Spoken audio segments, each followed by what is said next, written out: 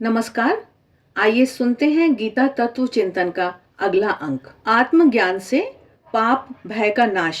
इस विषय पर स्वामी आत्मानंद जी के प्रवचनों का प्रथम भाग हम इससे पहले सुन चुके हैं।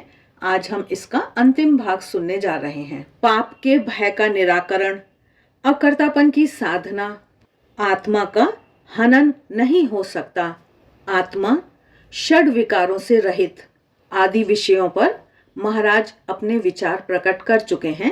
अब महाराज मरने मारने संबंधी 3 प्रश्न पर अपने विचार प्रकट करने जा रहे हैं।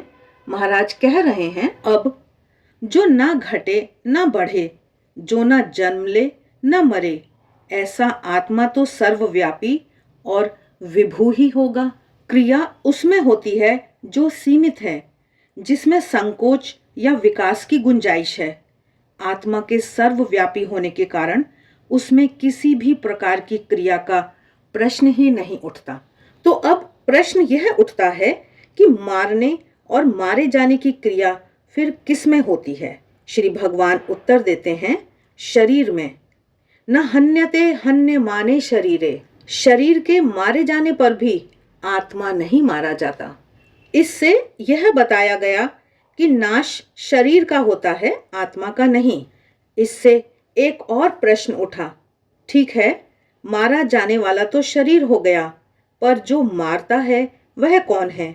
आत्मा में किसी प्रकार की क्रिया न होने के कारण वह तो मारता नहीं, और शरीर जड़ होने के कारण मार सकता नहीं, तो फिर मारने वाला कौन है? दूसरा प्रश्न उठा, यदि शास्त्र मरने मारने का निषेध करते हैं तो पाप पुण्य की बात फिर क्यों करते हैं? क्यों कहते हैं कि हिंसा से पाप होता है और अहिंसा से पुण्य? तीसरा प्रश्न उठा, यदि आत्मा विभू होने के कारण क्रिया रहित है और शरीर जड़ है, तो यह पाप पुण्य किसे लगता है? जब शरीर नाशवान है ही, तो उसे नष्ट करने में कैसा पाप? महाराज कह रहे हैं कि इन तीनों प्रश्नों का उत्तर हम एक साथ ही देने का प्रयास करेंगे, क्योंकि ये सभी एक दूसरे से संबंधित हैं। स्थूल शरीर तथा सूक्ष्म शरीर। हमने ऊपर देखा कि जो मारा जाता है वह शरीर है, जो मारता है वह है अहंकार। अहंकार अंतःकरण की एक वृत्ति है। उसकी अन्य वृत्तियां हैं मन, बुद्धि और चित्त। यह अंतःकरण सूक्ष्म शरीर का उपादान है। यह बाहर का दिखने वाला शरीर स्थूल शरीर कहलाता है। नाश इसी का होता है। इसके भीतर एक सूक्ष्म शरीर है जो अंतःकरण की वृत्तियों और सूक्ष्म तन्मात्राओं से बना है। वैसे स्थूल और सूक्ष्म दोनों ही शरीर जड़ हैं, पर दोनों में एक अंतर है। स्थूल शरीर की अपेक्षा सूक्ष्म शरीर की जड़ता सूक्ष्मतर है। महाराज समझा रहे हैं कि इसको यूं समझें जैसे लकड़ी भी जड़ है और कांच भी जड़, पर लकड़ी प्रकाश को प्रकट नहीं कर पाती, जबकि कांच कर देता है।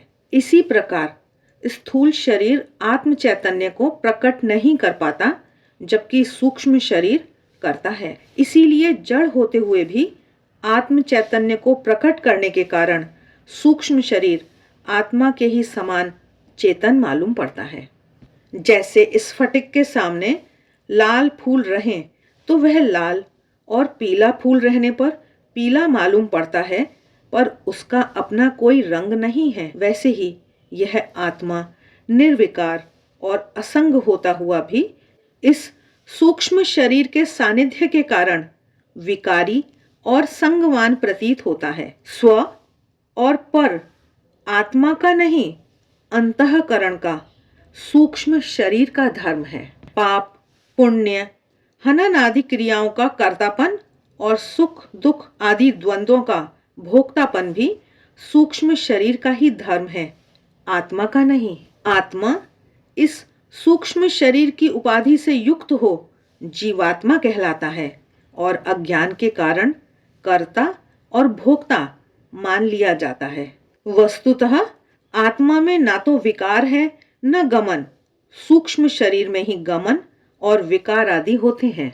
आगे महाराज हिंसा और अहिंसा पर अपने विचार प्रकट करते हुए बता रहे हैं कि इस प्रकार यह स्पष्ट हुआ कि कर्तापन मन का यानी अंतःकरण का यानी सूक्ष्म शरीर का धर्म है।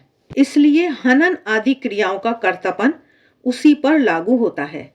इस मन का अपने शरीर के प्रति मेरापन होता है, इसलिए जब उसका विच्छेद अपने शरीर से होता है तो स्वाभाविक ही दुख की विक्रिया उसमें होती है। जिस शरीर के साथ इतने वर्षों का संबंध रहा, जो शरीर बरसों तक मन के भोग का साधन बना रहा, उससे ममत्व हो जाना स्वाभाविक है और यह भी स्वाभाविक है कि उसके वियोग से मन को दुख हो। तो यदि मैं किसी के शरीर को नष्ट करूं तो अवश्य उस शरीर के अभिमानी मन को दुख देता हूं। दूसरे शरीर के अभिमानी मन को दुख देना ही पाप कहलाता है और उसे सुख देना पुण्य। व्यवहार दशा में जब तक शरीर बोध बना हुआ है तब तक हिंसा पाप का कारण होगी और अहिंसा पुण्य का। इसीलिए शास्त्र ऐसी हिंसा का निषेध करते हैं। भले ही शरीर अपने काल से आप नष्ट होता हो, पर इसी कारण उसे शीघ्र मार डालना कोई उचित बात नहीं है। जो व्यक्ति अपने को देहाभिमानी जीव मानकर हत्या, पीड़न आदि के दुष्कर्म करता है, वह दूसरों को दुख देने के फलस्वरूप पाप या दोष का भागी होता है। इस विवेचन से ऊपर के तीनों प्रश्नों का समाधान हो जाता है। काल मरने मारने का कारण। आइए इस विषय पर महाराज के विचार सुनते हैं। महाराज कह रहे हैं, एक दूसरी दृष्टि से देखें तो काल ही मरने मारने का कारण होता है, आत्मा नहीं। महाभारत में शांति पर्व के अंतर्गत 25वें अध्याय में काल के संबंध में विस्तार से विवेचना की गई है। कुछ श्लोकों का अर्थ इस प्रकार है कि काल के बिना कोई ना तो जन्म लेता है ना मरता है। काल से ही बालक बोलने लगते हैं। काल से परिपक्व हुए राजागण मरते हैं। हे राजन, ऐसी बात कि कुछ लोग दूसरों को मारते हैं और उन लोगों को अन्य लोग मारते हैं, अज्ञानी जन ही करते हैं। वास्तव में आत्मा न मरता है न मारा जाता है। जिस प्रकार यह पृथ्वी मेरी है और साथ ही अन्य सब प्राणियों की भी है, उसी प्रकार यह आत्मा मेरा है और साथ ही सब प्राणियों का भी। ऐसा जो समझ लेता है वह मोह को नहीं प्राप्त होता। गीता में भी कहा गया है कि काल ही सबका नाशक है। 11वें अध्याय में श्री भगवान कहते हैं, कालोस्मि लोकक्षयकृत प्रवृद्धो लोकान् समाहर्तुमिह प्रवृत्तः ऋतेऽपि त्वां न भविष्यन्ति सर्वे ये व स्थितः प्रत्यनीकेषु योद्धाः। अर्थात मैं लोकों का नाशक महाकाल हूँ, लोकों का नाश करने के लिए यहाँ आया हूँ। हे अर्जुन, जो शत्रु पक्ष की सेना के योद्धागण हैं, वे सब तेरे बिना भी नहीं रहेंगे। अर्थात तेरे युद्ध न करने से भी इन सब का नाश हो जाएगा। इस प्रकार से अर्जुन को समझाने का तात्पर्य यही है कि अर्जुन अज्ञान का त्याग करे, देहाभिमान से ऊपर उठे, अपने मन का योग शरीर से करने के बदले आत्मा से करे। दूसरे शब्दों में वह आत्माभिमानी हो, श्री भगवान को अपने मन का स्वामी समझे और अपने को उनका मात्र एक यंत्र, एक निमित्त। कठोपनिषद तथा गीता के श्लोकों में साम्य पर अपने विचार प्रकट करते हुए महाराज कह रहे हैं कि आत्मज्ञान का ठीक यही उपदेश हमें कठोपनिषद भी प्रदान करता है। गीता के ये विवेच्य 19वें और 20वें श्लोक उसके प्रथम अध्याय की दूसरी वल्ली के 18वें और 19वें मंत्र की प्रतिध्वनि मालूम पड़ते हैं। वहां पर आया है, न जायते म्रियते वा विपश्चिन् नायम कुतश्चिन्न बभूव कश्चित् अजो नित्यः शाश्वतोऽयं पुराणो न हन्यते हन्यमाने शरीरे। हंता चेन्मन्यते हन्तुं हतश्चेन्य मन्यते हतम् उभौ तौ न विजानीतो नायम हन्ति न हन्यते। अर्थात यह मेधावी ज्ञान स्वरूप आत्मा न उत्पन्न हुआ है, न मरता है।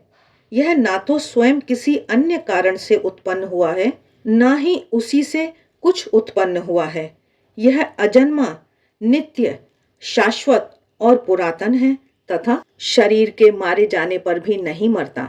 यदि मारने वाला आत्मा को मारने का विचार करता है और मारा जाने वाला उसे मारा गया समझता है, तो वे दोनों ही उसे नहीं जानते, क्योंकि यह ना तो मारता है और ना मारा जाता है। परंपरा के अनुसार श्रुति का पाठ अधिकारी व्यक्तियों के लिए ही विधेय माना गया है, जबकि स्मृति का पाठ उपनयन संस्कार से हीन लोग भी कर सकते हैं।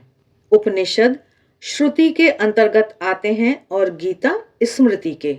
गीता में उपनिषद के इन मंत्रों का शब्दों के बहुत थोड़े उलटफेर से उद्धृत होना यह ध्वनित करता है कि गीताकार ज्ञान को आबाल, वृद्ध, वनिता, ब्राह्मण, चांडाल सबके पास तक पहुंचा देना चाहते हैं।